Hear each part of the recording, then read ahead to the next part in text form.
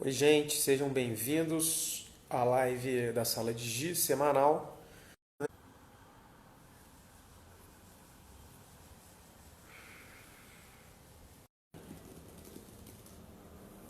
Berê, vi que entrou, Michele, Igor, sejam todos muito bem-vindos à live da Sala de Giz.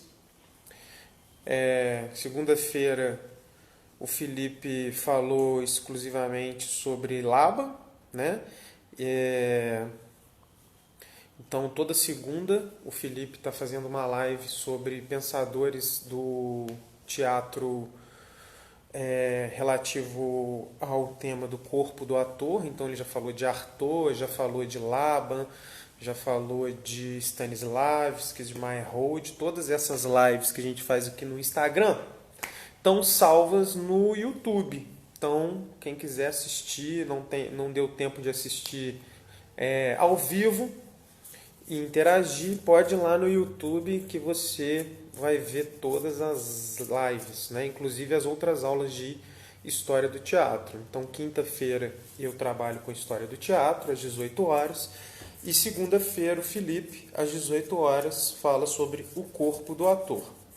É, Nós também estamos preparando um novo conteúdo para soltar para vocês, menos teórico, com uma ideia mais de produção prática mesmo, né? Tanto eu quanto o Felipe, uma produção artística que a gente consiga fazer quarentenados, assim, até para vocês poderem conhecer o nosso trabalho. Quem nunca assistiu um espetáculo da Sala de Giz ou uma cena, a gente vai preparar alguma coisa para a gente estar soltando aí. Além disso, no nosso canal no YouTube, você pode assistir também os espetáculos da Sala de Giz. Nós temos lá o Circo dos Quase Velhos e o Tempo de Afogar Dois Cavalos. Ok? Então vamos começar? Vamos lá. Como disse, hoje nós iremos falar de um período da história, né, ocidental, que é o Renascimento, que vem logo depois do período da Idade Média, que foi tema da aula da semana passada. Nós vimos na semana passada que durante o período da Idade Média, o teatro, por boa parte, foi controlado pela igreja, né? Feito dentro das igrejas, em comemoração às cerimônias, às festividades religiosas. Né? Começou com comemoração da Páscoa, depois foi se expandindo por outras festividades, até que ele ficou grande demais para a igreja e aí ganhou as ruas. E à medida que o teatro ganha as ruas, ele cai na mão do povo, vira algo popular, e aí não só mais histórias bíblicas, histórias de santos, coisas relacionadas à igreja, começa a ser trabalhada no teatro da Idade Média, e como também temas sociais, né, figuras, farsas que debochavam da estrutura social, de figurões, de estereótipos da sociedade, e o teatro vira uma manifestação popular que acontece nas ruas durante o período da Idade Média.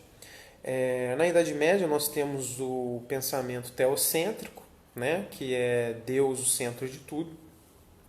E aí tem uma grande virada para o Renascimento.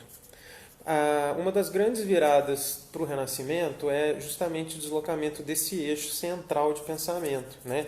Na Idade Média se coloca Deus no centro, né? Todas as coisas convergindo para ele. Né? No Renascimento se coloca a razão e o homem, né? O ser humano, na verdade, no centro, né, dos pensamentos, que é o antropocentrismo. E essa visão desse antropocentrismo, ele vai tanto para a ciência, para a filosofia, para as artes, nessa busca de entendimento do mundo pela visão e pelas ações do ser humano. Né? Então, isso diverge muito, porque até a Idade Média, né, nós pensamos assim que na Idade Média tudo era justificado em função de Deus, né? A vontade do ser humano, a vontade de Deus, era a vontade de Deus que imperava. E aí a gente começa a ter um ganho no Renascimento, um ganho científico, filosófico e artístico com essa mudança desse eixo. E isso acontece também no teatro.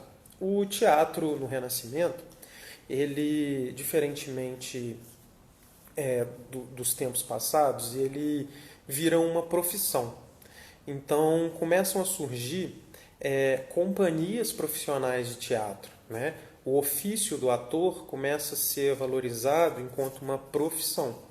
Então pessoas começam a estudar e a investir nesse ofício e viver exclusivamente de teatro. Então isso é um grande ganho para o teatro durante o Renascimento. Se antes era feito pelas escolas de latim, pela igreja, ou por pessoas do povo mesmo que faziam teatro na rua sem essa visão empreendedorística, né?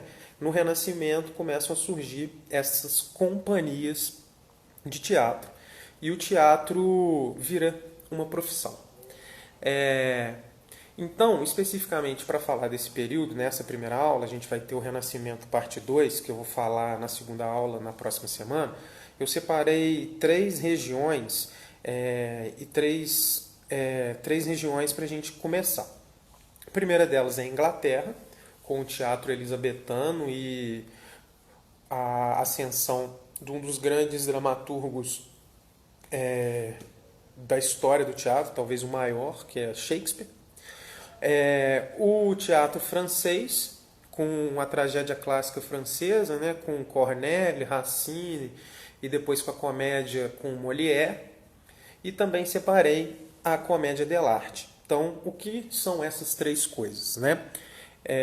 Como eu disse, as pessoas estão pensando as artes. E aí tem uma vertente, né? A vertente do Renascimento, os humanistas, eles voltam ao pensamento clássico, né? O que se fazia na Antiguidade Clássica, eles começam a reestudar o que os filósofos clássicos, né? Tanto os filósofos, os artistas clássicos, tudo que o pessoal dessa antiguidade fazia é retomado nesse período do Renascimento. E quem chega com força no teatro nesse período é Aristóteles, né?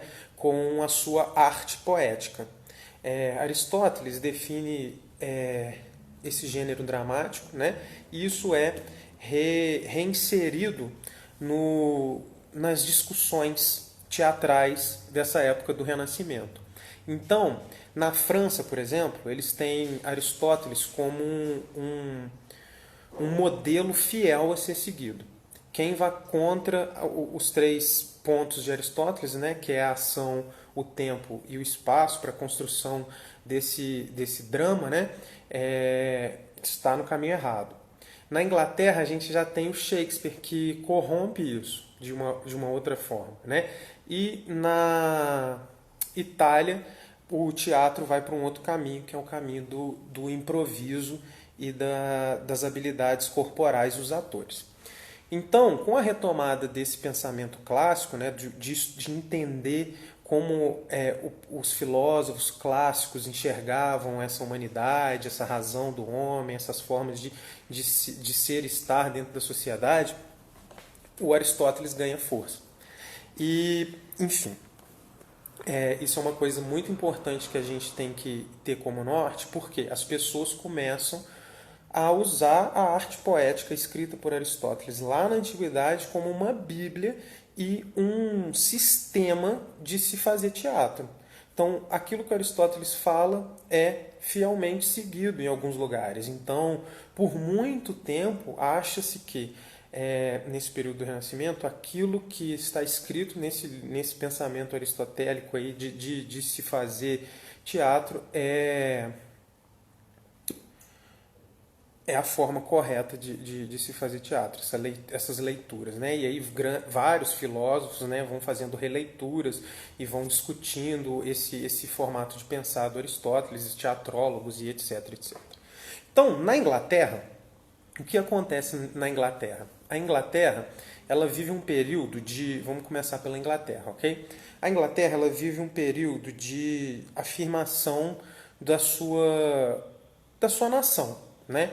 Pensar que a Inglaterra estava em formação e nesse período do Renascimento o nacionalismo é muito reforçado, muito exacerbado entre os povos, né? Então a Inglaterra está nesse processo de solidificação de sua identidade nacional, né? O rei Henrique VIII rompe com o catolicismo. Isso também é uma coisa muito importante, uma coisa que acontece na Inglaterra, que vai influenciar no teatro elisabetano, né? O rei Henrique VIII, ele é casado com a sua primeira esposa e ele quer separar da sua esposa para casar com Ana Bolena, e o catolicismo não permite isso, né? Então ele rompe com o catolicismo, funda o anglicanismo, se casa com Ana Bolena e aí, após a morte dele, a filha do rei, que é Elizabeth I, ela assume o trono, muito contestado, inclusive, porque diziam-se, a igreja, por exemplo, dizia que a Elizabeth era bastarda, né? Não era filha do casamento original. E para isso, o teatro começa a servir dentro dessa sociedade inglesa que está se formando enquanto nação, criando essa identidade desse povo, desse pensamento, como uma forma de ajudar a coroa a estabelecer esse sentimento de nacionalismo, ajudar as pessoas a entender esse funcionamento, né? Então a rainha é considerada soberana, o rei o representante maior da sociedade, e quem for contra a coroa, quem for contra o rei, está errado. Então a maioria das peças, muitas das peças escritas nesse período servem justamente para fortalecer esse pensamento, né? Shakespeare escreve inúmeros dramas históricos, inúmeras tragédias, comédias, e dentro desses seus espetáculos sempre tem esse moralismo, né? esse fortalecimento de que o Estado, a nação, nós não podemos trair a nação, né? Hamlet mostra muito isso, né? Quando o tio de Hamlet comete um golpe de Estado, matando o rei legítimo, e como o Estado da Dinamarca se perde totalmente, né? Então nós temos o teatro como um apoio a essa estrutura social do Estado, que vai funcionar, na verdade, no princípio de criação dessa identidade desse povo, dessa criação desse nacionalismo, né? Essa nação que está se firmando. E por que chamamos ele de teatro elisabetano? Porque é no período da Elizabeth I que ele se desenvolve, e a partir daí ele começa a ser feito dentro dos modelos propostos, né? E a rainha estabelece diversas regras e que vão servir até o século XX, por exemplo. Algumas dessas regras desse teatro ele é seguido na Inglaterra, né? Então, o que a gente tem no teatro elisabetano? Nós temos os teatros, que eram construídos, na verdade, Londres tinham 3 teatros, né? E esses teatros eram a grande atração e o grande entretenimento do povo, né? Os atores desse período do teatro elisabetano conseguiram juntar fortuna, né? Lembra que eu falei lá no início que o teatro começa a virar uma profissão e as pessoas começam a empreender nesse ramo, né? Então, não só os atores, né, como os administradores dos teatros ganham muito dinheiro nessa época, conseguem fazer fortuna nessa época, né? Tanto com a cobrança de ingresso, né, da entrada para os espetáculos, que o povo pagava e a nobreza também pagava para assistir os espetáculos, como também com incentivo oferecido pela rainha, pelo governo e etc. Então, começa a se virar uma atividade profissional. Quem menos ganhava no teatro dessa época eram os dramaturgos, né? Os dramaturgos só ganhavam dinheiro se eles fossem filiados a uma companhia. Caso contrário, eles escreviam a peça e vendiam essa peça por um preço de banana para as companhias de teatro, e as companhias de teatro faziam muito dinheiro apresentando esses espetáculos. Tem uma história muito engraçada que um autor vendeu a sua dramaturgia para uma companhia de teatro, e essa companhia de teatro pagou pela dramaturgia do autor o mesmo tanto que ela pagou em um figurino de uma das atrizes de uma das atrizes que iriam representar o personagem, né? Na verdade, No início, mulheres não eram permitidas, mas depois elas começaram a ser inseridas dentro do fazer teatral. O Felipe está falando aí que hoje em dia a gente ganha pouco, né? Mas hoje em dia tanto o ator, quanto o diretor, quanto o dramaturgo ganha pouco, né? Mas é isso. Então, o que acontece? Muitas companhias de teatro tinham seus dramaturgos filiados. E como que as pessoas sabiam que tinham peça acontecendo no teatro? Panfletos, né? Nessa época já existe a imprensa, né? Isso também serve para a disseminação do conhecimento e desse estudo aristotélico, né? Porque em 1508 se imprime pela primeira vez a arte poética, né? Onde Aristóteles escreve sobre os fundamentos do drama. E aí as pessoas começam a receber panfletos, né? Se divulga espetáculos através de cartazes, panfletos, as pessoas começam a ir aos teatros através dessas companhias de teatro profissional. Então, quando se acontecia teatro na época lá em Londres, né, uma forma legal de se avisar o povo que estava acontecendo teatro, todo teatro tinha sua bandeira. Né? Se levantasse uma bandeira branca, era um espetáculo de comédia. Você sabia que naquele espaço, do outro lado do rio, porque os teatros ficavam de um lado do Tâmisa e a população ficava do outro lado. Né? Depois que esse lado onde ficavam os teatros começaram a ter mais gente. Por que isso? Porque os donos do teatro viram que mais distante do centro da cidade era melhor para eles gerirem os seus teatros sem a influência e sem o peso tão grande da mão da coroa sobre os espaços dele. Então eles fizeram os teatros do outro lado do rio. Então eles levantavam bandeiras e informavam o povo. Né? Olha, hoje tem espetáculo. Se a bandeira fosse branca, era comédia. Se a bandeira fosse preta, era tragédia. E aí, o povo ia e lotava os teatros. Eram grandes eventos. O teatro foi muito valorizado nessa época, tanto que, como já disse, atores e diretores e encenadores fizeram fortuna com o teatro nesse período elisabetano. Como que a coroa consegue controlar essa manifestação que começa a ganhar o povo, né? Então ela começa a ganhar uma dimensão muito grande. Então a coroa cria um cargo dentro do reino que é o mestre de cerimônias.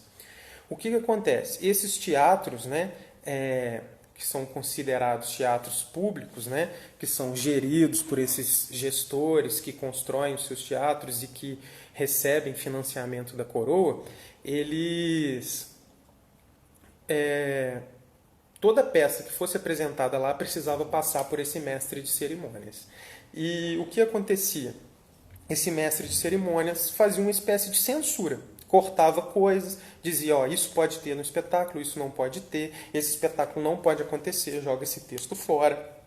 Então, foi uma espécie de censura que imperou dentro da Inglaterra, e essa censura, como eu disse lá atrás, que coisas ficaram até o século XX, foi uma das coisas que até o século XX, nos teatros públicos, todos os textos e todas as apresentações precisavam passar por essa censura desse mestre de cerimônias. Umas mais rígidas, com mestres de cerimônias mais rígidos, outros com esses mestres de cerimônias que faziam um pouco mais de vista grossa para deixar a coisa acontecer. Foi dentro desse contexto que Shakespeare surge como dramaturgo, né?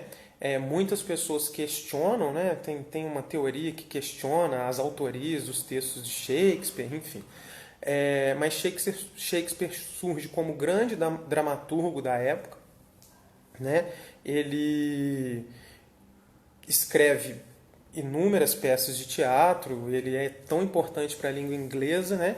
Que ele inventou palavras para o inglês, muitas palavras para o inglês, e chegou a atuar em algumas peças. Dizem que foi ele que fez o espectro na apresentação do Hamlet. E uma coisa legal nessa época é que havia uma rixa entre os teatros, entre as companhias de teatro, né?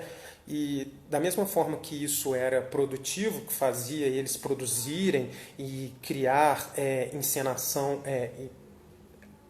ousar, né, nas encenações, né, nas inventividades, criar coisas novas, isso também era um fato curioso, porque quando o Shakespeare, por exemplo, escreve Hamlet, um outro autor também está escrevendo uma peça muito parecida com Hamlet, né? Que tem um espectro num reino, esse reino sofre uma traição, só que aí Shakespeare escreve e apresenta primeiro. Então Hamlet ganha toda essa popularidade na Inglaterra, e esse diretor que apresenta essa peça depois, ele já não ganha tanta notoriedade. Então tinha essa competição, né, entre os teatros, entre essas companhias, e enfim. Nós usamos no teatro o termo merda, né?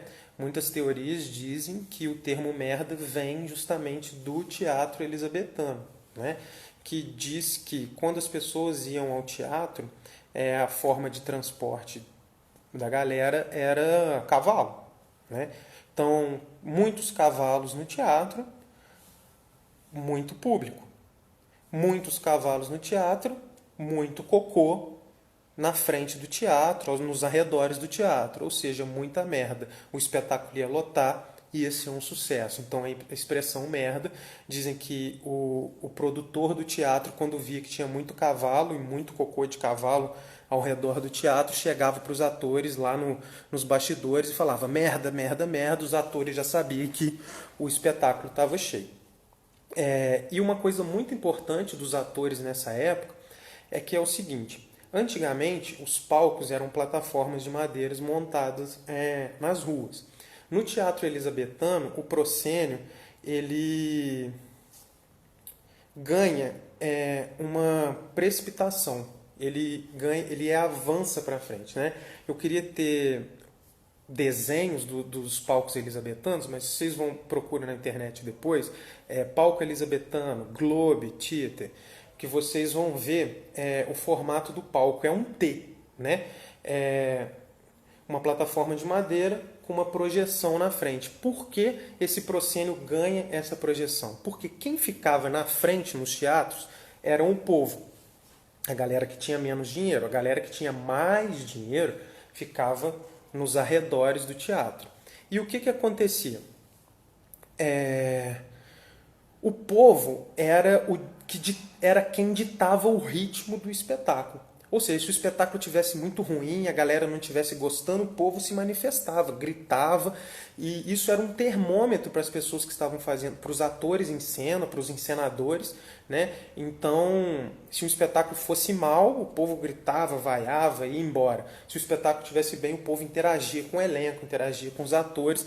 Então, quando esse palco ganha esse proscênio avançado, né, é um momento em que os atores conseguiam estar mais perto do povo. Então eles tiram esse afastamento desse palco retangular, criam um proscênio avançado para se aproximar desse povo, para ganhar o público, né, e conseguir com isso o sucesso de seus espetáculos, né?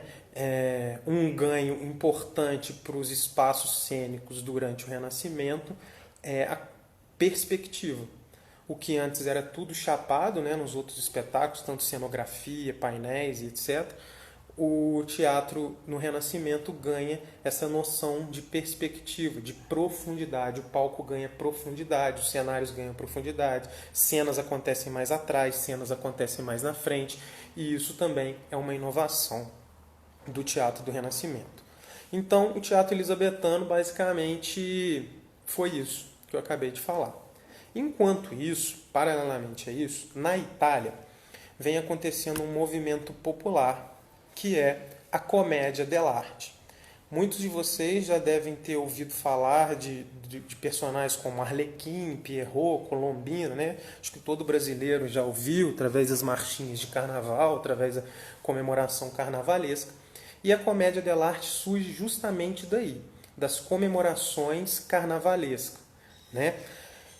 Dessa bufonaria. Então, o que acontece na Itália, né? Na Inglaterra está acontecendo aquilo tudo que eu falei. Rainha Elizabeth, Shakespeare, o teatro enriquecendo atores e encenadores, dramaturgo não, o dramaturgo continuou pobre, os textos evoluindo nessa forma de se escrever grandes tragédias. Shakespeare vai lá na tragédia clássica para escrever suas tragédias e etc. Na Itália, começa a surgir esse gênero que está mais ligado a um teatro feito por populares, né? Mais popular, no sentido de que o teatro era feito em praças, em carroças. Geralmente os cenários, no princípio, eram carroças itinerantes que viajavam por toda a Itália e depois ganhou a Europa, e essas trupes de teatro se apresentavam por onde passavam. Essas trupes começam a ganhar esse caráter profissional, começam a virar trupes profissionais de teatro. Então as pessoas começam a se dedicar única e exclusivamente àquele trabalho.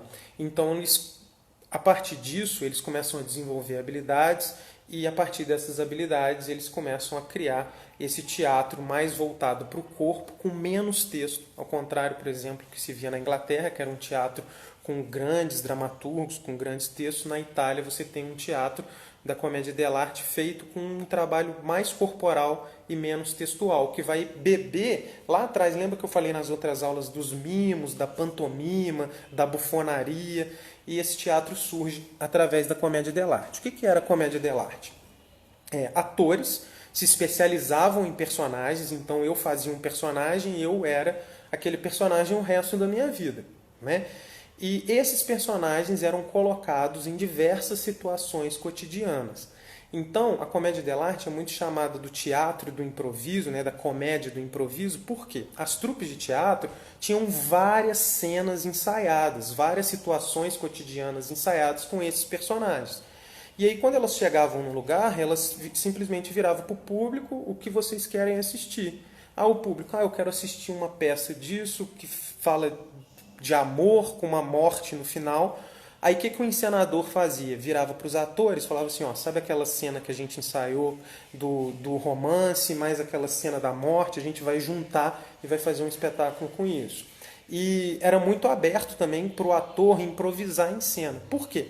O ator fazia aquele personagem a vida inteira, então ele tinha domínio tanto do gestual quanto da possibilidade de ação daquele personagem em cena. Então o ator, muitas vezes, ao interagir com a plateia, ao ver o que está acontecendo em cena, ele improvisava. E era em cima desse improviso que se fazia a comédia. Então, o improviso se dava em dois momentos, né? Na mistura dessas cenas já pré-ensaiadas para essa trupe, e também nesse ator em cena que tinha o domínio amplo do personagem que ele fazia. Geralmente, as histórias se constituíam da seguinte forma: nós temos 3 classes de personagem na comédia dell'arte. O primeiro são os zani, os criados. Os criados eram responsáveis por movimentar a trama. Arlequim, Colombina, Pierrot são todos criados na comédia dell'arte, né? Uma outra classe de personagem são os velhos, os aristocratas, né? Que é o Pantaleone e o Dottore, né? E tem também o capitão. Vou falar de cada um deles para vocês daqui a pouco. E em terceiro tinha os enamorados, né? Que era onde estavam os personagens que iriam se apaixonar e etc. O que acontecia? Geralmente, os velhos, o Dottore e o Pantaleone, né? O Pantaleone representava o velho aristocrata, né? Aquele nobre que tem muito dinheiro, que tem posses, mas já está muito velho. Então, geralmente, ou ele se apaixona muito tardiamente, que é um romance que é impossível, ou a filha dele vai se casar com alguém que é um abobalhado e não tem condição nenhuma. E o que acontece? E o Dottore era o cientista, né? Aquele que tinha o conhecimento, falava em latim, etc. Ainda tinha um personagem nessa categoria que era o capitão, que era um deboche dos italianos com os espanhóis. Esse capitão tinha um sotaque espanhol, ele era estrangeiro, e geralmente ele aparecia para pedir a mão da filha do Pantaleone, que era uma namorada, em casamento. geralmente as tramas aconteciam com o Zane, os criados, o Arlequim, a Colombina, criando confusões e artimanhas para conseguir benefícios em cima dos patrões, né, e dos enamorados. Se a gente for pegar hoje em dia um exemplo no Brasil que trabalha com uma trama nesse sentido, a gente tem o Ariano Suassuna, né? O que é o Chicó e o João Grilo, se não dois criados que ficam pensando artimanhas e articulação no Alto da Compadecida, né? Artimanhas e articulação, onde eles enganam o pai da mulher que quer casar com Chicó, engana o padre, engana o dono da padaria, tudo isso para conseguir um benefício próprio. Então, os criados que tinham essa função, né? E isso vai se desenvolvendo. Então, cada região da Itália traz um nome diferente para esse criado, né? Enfim, na Rússia, depois que ele vai para outros países, esses criados ganham outros nomes. Por quê? Como esses criados estavam ligados diretamente a... deixa eu me faltou a palavra. Como esses criados estavam ligados à assimilação e o público que comprava eles enquanto personagem que se parecia com eles falavam o dialeto da região onde acontecia, de onde eles vinham, né? Então, toda a trama se dava nisso. Geralmente, o que acontecia era o seguinte: o Pantaleone, o velho, se apaixonava por uma namorada muito nova. E aí o criado ia armar toda a situação para que a namorada conseguisse escapar e o Pantaleone não conseguisse casar com ela, ou o Pantaleone, que esse velho, consiga casar e dê um benefício para o criado, enfim. Ou então dois enamorados se apaixonam e o Pantaleone não deixa que ele se casa de jeito nenhum, porque a filha dele é o bem mais precioso que ele tem, e aí o criado que vai fazer toda a articulação para o casamento acontecer. Enfim, era uma comédia mais popular, que ganha notoriedade na Europa inteira, e na França, na Alemanha, tem registros na Rússia, né? E ela também começa a sair das ruas e começa a ser feita também na corte, para a nobreza e etc. E até o século XVIII a comédia dell'arte ainda sobrevive. Quando as piadas começam a cair num lugar onde todo mundo já conhece essa piada, a piada cai num lugar comum, as pessoas já não riem mais das piadas feitas pelos personagens, pelos arlequins, pelas colombinas, pelos pantaleones, e também quando as piadas começam a ir para um teor mais apelativo, usando palavrões, o grotesco, o escatológico, a comédia dell'arte começa a se dissolver e a perder lugar dentro da sociedade. Mas, se a gente for até hoje, a gente consegue perceber aí, em grandes textos da comédia, principalmente contemporânea, ou, enfim, se a gente procurar aí, as pessoas buscam no recurso da comédia dell'arte para estar criando essas situações de cena, né? Então é isso que acontece na Itália nesse período. A comédia dell'arte, que é um teatro que, ao contrário do teatro elisabetano, ele valoriza o ator,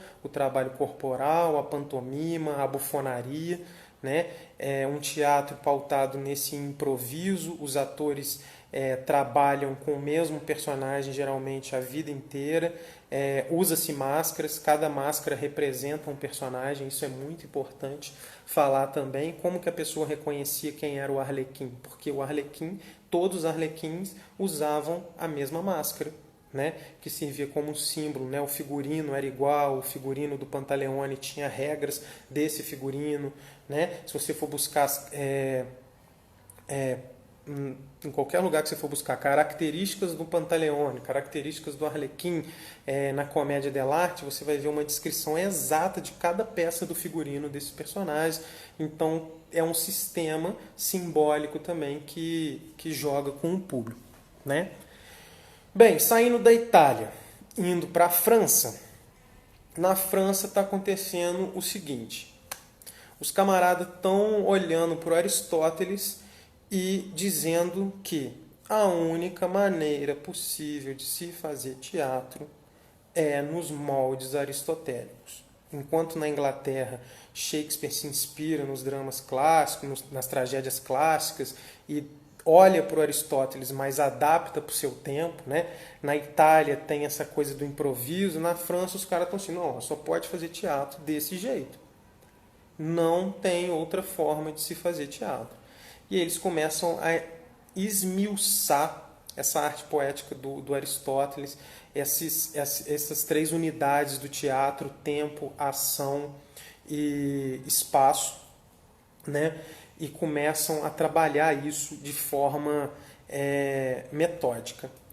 E aí a gente chega na tragédia clássica francesa, né? Com os grandes textos, os grandes bifões, né?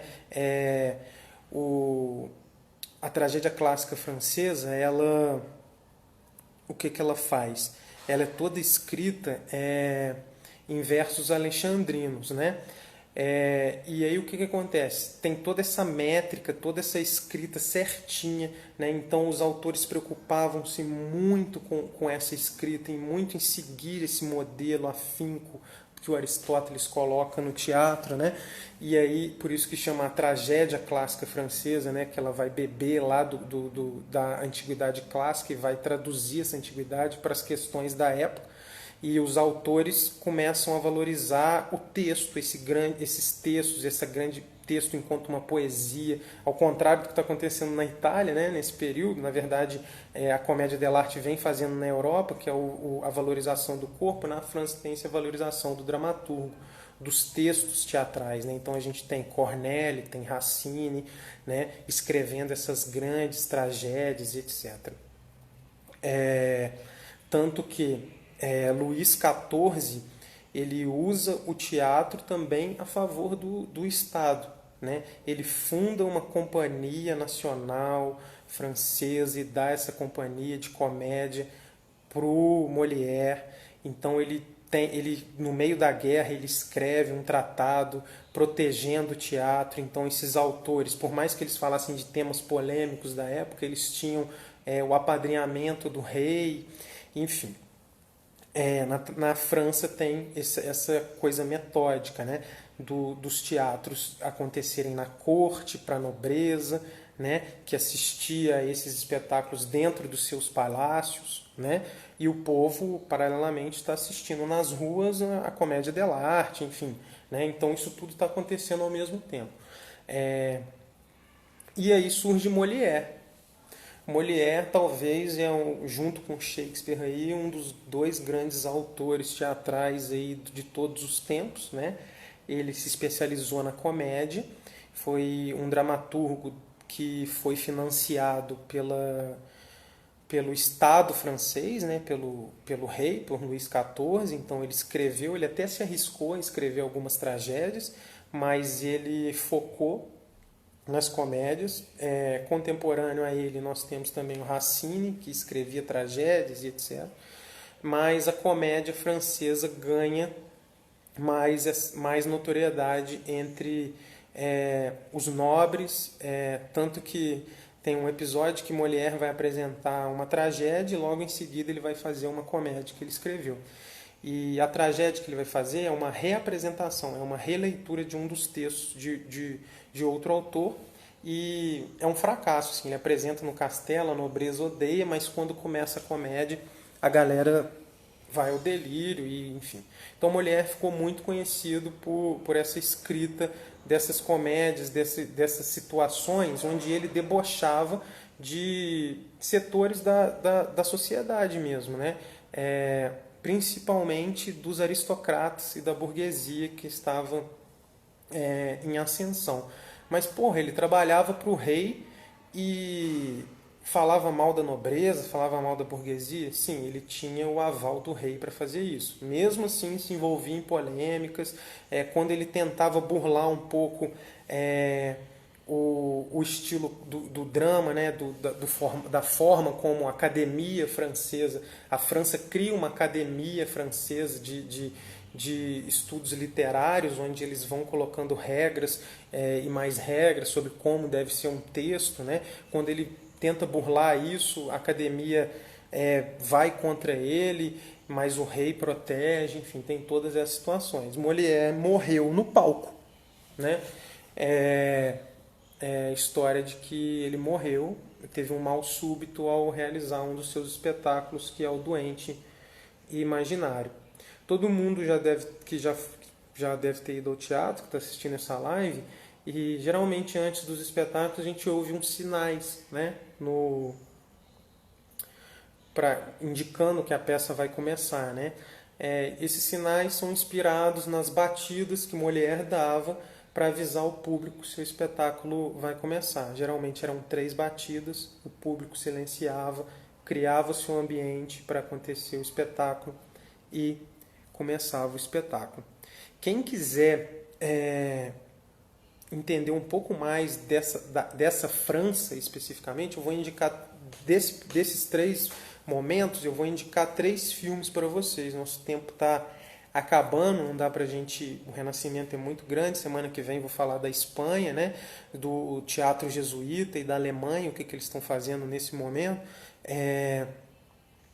O primeiro filme é um filme que eu acho que até ganhou o Oscar, se eu não me engano, que é bobinho, mas remonta muito bem à época no teatro elisabetano, que é o Shakespeare Apaixonado. Se vocês buscarem, é fácil de encontrar, então vocês vão ver tudo isso que eu falei da Inglaterra, do teatro elisabetano. O segundo filme é sobre a comédia dell'arte, que é A Viagem do Capitão Tornado. Esse é um pouquinho mais difícil de achar, mas eu acho que ainda encontra em torrents, em algumas plataformas, de algum jeito você vai encontrar ele aí. Se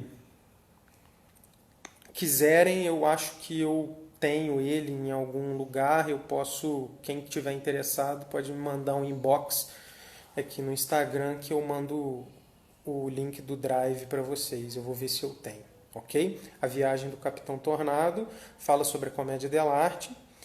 Shakespeare Apaixonado sobre o teatro elisabetano, 3 filmes assim que vão ilustrar bem o que eu estou falando. E Marquise, esse filme é muito bom e ele fala sobre esse momento do teatro francês, dessa história dessa companhia do Molière, né? Então, é isso. Vou deixar indicado esses 3 filmes para vocês. Além disso, eu aconselho, porque a gente vai falando, muitas coisas eu tenho tenho na minha cabeça como imagens, porque eu já pesquisei, já vi isso inúmeras vezes, mas vocês, seria legal dar uma olhada, digita aí no Google, palco elisabetano, comédia dell'arte, personagens, máscaras, né? Tragédia clássica francesa, comédia clássica francesa, vocês vão ver imagens que vai ilustrar bem esse cenário que eu estou falando. Mas o que é importante para a gente pensar com relação ao Renascimento? Essa retomada dessa dramaturgia, né, que ganha essa força através de uma volta aos textos clássicos e uma reformulação deles, né? O texto volta a ganhar força no teatro. O teatro enquanto profissão, né? O teatro enquanto profissão, isso é muito importante, porque as trupes de teatro começam a virar empresas de teatro e as pessoas começam a fazer fortuna com isso. Além disso, tem outras coisas, como o palco em perspectiva, né? Essa liberdade agora do teatro de falar de outros temas e não somente de temas religiosos, né? Enfim, essas críticas sociais que começam a aparecer nos textos, enfim. Isso tudo é importante a gente saber sobre o Renascimento. Para os alunos da sala de giz, eu vou subir alguns materiais para o Google Classroom. Vocês já estão lá e vocês vão ter acesso lá a esses materiais que eu vou deixar lá para vocês. Quem quiser o filme ou pegar essas indicações, só me mandar uma mensagem inbox que eu passo todas para vocês. Ok? Então, espero que eu tenha sido claro. Alguém tem alguma dúvida, quer falar alguma coisa sobre algum período? Nós temos 10 minutos, talvez menos. Não sei se meu relógio está certo aqui. Mas se alguém quiser fazer algum comentário, se alguém quiser falar alguma coisa sobre esse período, alguma dúvida em específico que tenha ficado, enfim. Ninguém? Então é isso, gente. Eu indico para vocês esse livro que eu já passei no início, História Mundial do Teatro. Tudo isso que eu falei está aqui, ok? Esses filmes que eu já passei para vocês. E lembrar que a Sala de Giz toda segunda e quinta-feira está com lives falando sobre o corpo do ator e sobre a história do teatro. Semana que vem continuamos no Renascimento com uma abordagem de outros países. Espanha, Alemanha, o teatro jesuíta. Ok? Um beijo para vocês.